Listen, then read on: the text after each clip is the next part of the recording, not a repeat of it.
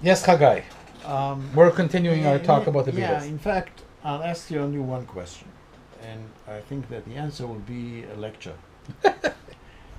I won't talk for more than 5 minutes. Okay. The question is, what made the Beatles successful?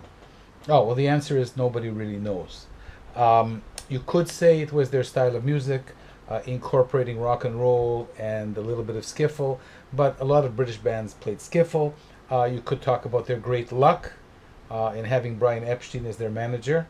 You could talk about being in the right place at the right time. You could talk about the thousands, maybe tens of thousands of hours they had as a band in Germany playing long gigs and developing, honing their craft so that they could play hundreds and hundreds of rock and roll songs, and they were a tight band. And you could talk about their the timing.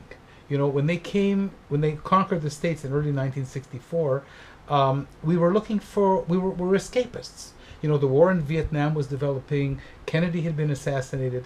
This was an escapist music. Beatle music at the beginning was an escape from the regular, an escape from Elvis Presley. It was different. It was fresh.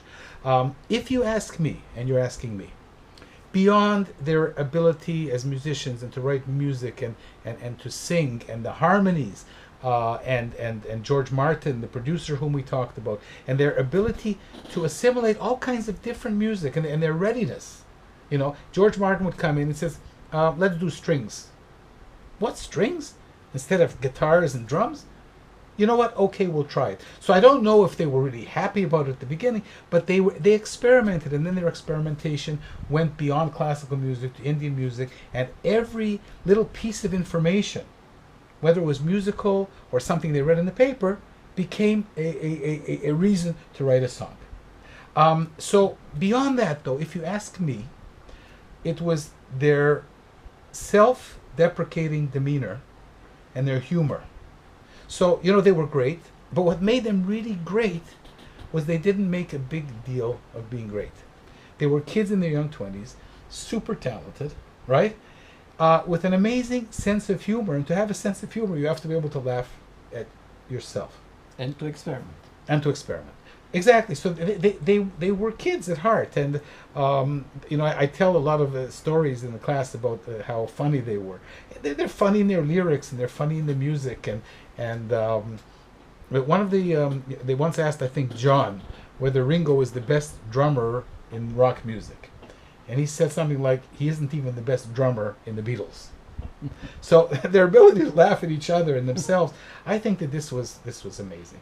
And of course their competition. You know, the John and Paul were always competing with each other, and there was George bringing up the rear. Hey guys, I write too. I play amazing music. I want to have some songs in our albums.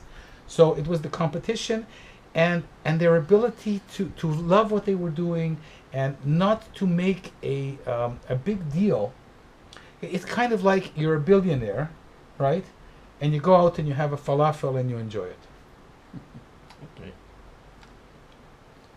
So that's your answer in 3.5 minutes. Thank you.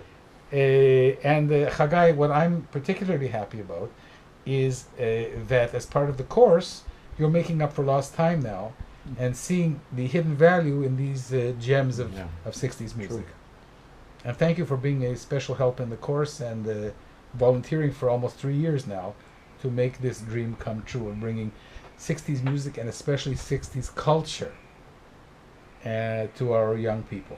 So thank you very much. You're welcome.